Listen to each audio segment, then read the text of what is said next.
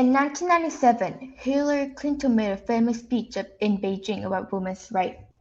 One of her quotes that had profound impact on many was, "Too many women in too many countries speak the same language of the silence."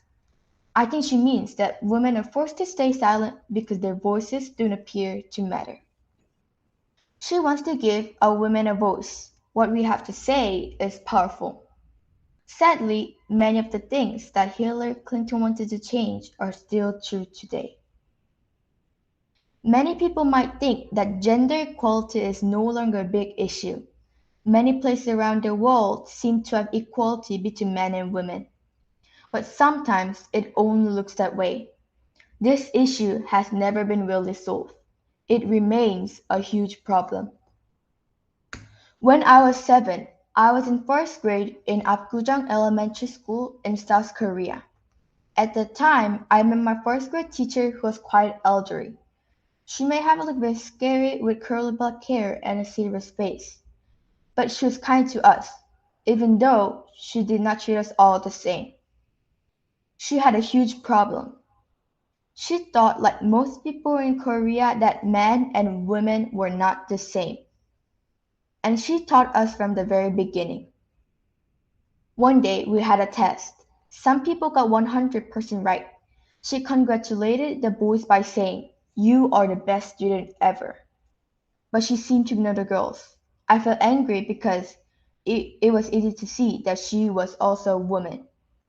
So why did she treat boys and girls differently? Was it only this way about the schools? In Korea, we say our last name first. Here, I am Emma Cho, but in Korea, I'm Cho Emma.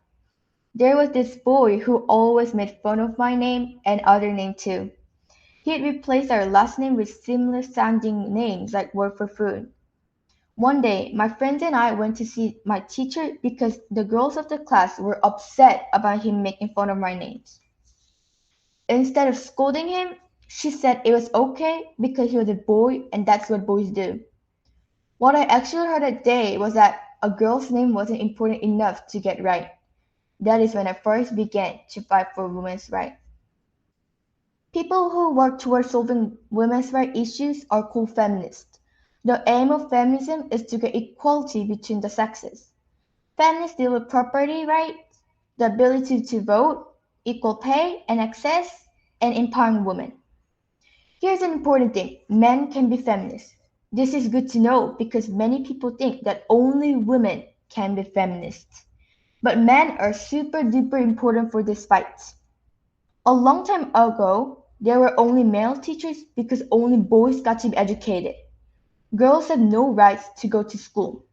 Slowly, this has changed over time, but not completely, even today. Change happens because of important people. I would like to talk to you about two important women that are role models for everyone, but especially women. First, Elizabeth Blackwell. She was the first woman to get a medical degree in America. In 1849, Elizabeth was inspired by a friend with an illness who was too embarrassed to go to a male doctor. Her friend said she would have suffered less if she did not have a male doctor. So Blackwell set out to become a female doctor. She wrote books about women's medicine. She opened a medical clinic in 1853. Because of her example, her sister also became a doctor. Her sister joined her clinic. It soon became a training center for women and poor people. Her actions paved the way for all future women doctors in America. Second, Ruth Bader Ginsburg. She was a lawyer who unfortunately died 8 months ago. She paved the way for a female to become a lawyer. Ruth Bader Ginsburg was a former Associate Justice of the Supreme Court of the United States. As a justice, she passed a law allowing women to finally attend state colleges. She, she also helped to protect pregnant women in the workplace and paved the way for women getting paid in the workplace. She worked building equality until she died. She went to court to fight for equality. Over the past 50 years, more women are challenging stay-at-home stereotypes of housewife and entering the workplace. Feminists have worked to help women to first be considered for jobs and then get paid appropriately. A man and a woman doing same job in a same company should get the same pay.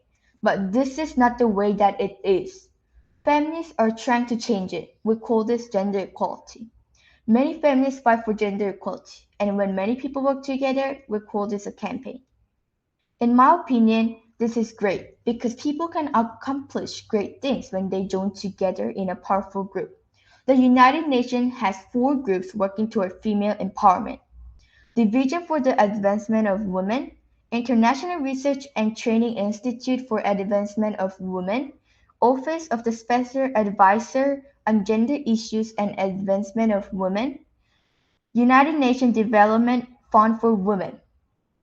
Each of these work with governments around the world to end discrimination toward females and build equality of opportunities and pay. They want women to have jobs where they have the power to change the laws.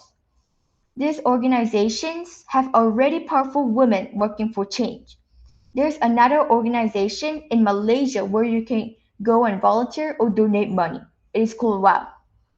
There's one woman I want to share about. She's quite famous and has a beautiful name. It's Emma. No, not that Emma, this one. Emma Watson. She was Hermione Granger in Harry Potter, but she's now UN Women's Goodwill Ambassador. In 2014, she gave a speech at the United States in New York, where she said, I realize that fighting for women's rights has too often become synonymous with men hating. If there is one thing I know for certain, it is that this has to stop. At first, I wondered if to be a good feminist you must hate men. But that's not right. Feminism is about lifting women up, not putting men down. It is about raising the standard for everyone. Emma Watson also said, young girls are told to be pretty princesses. Hermione taught them that you can be the warrior. It's time for all of us to get on board with this thinking. Thank you.